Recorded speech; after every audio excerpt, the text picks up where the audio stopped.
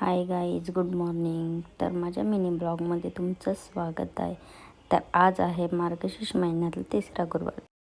तर मी आता खिचडीला फोडणी देत घेतलेली आहे. आज आहे उपवास सर्वांचा. इकडे आता खिचडी बनवून झाली होती माझी, तर मिक्स करायला घेतलेले मी तिला पूर्ण सकाळी.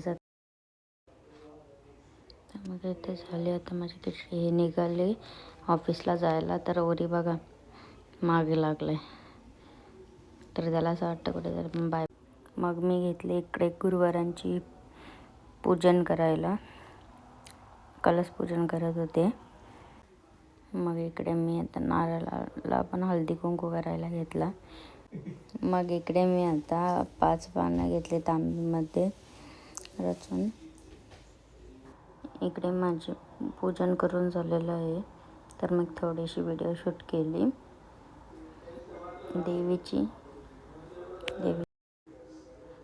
तर मी इकडे अशीच एक सिंपल रांगोळी काढली फुलांची.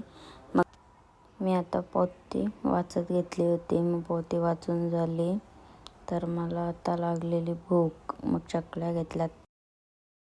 इकडे ओळी शेट बघतो, इग्नोर करतो बघून, पण मला बघा कसं नाटकी करतो.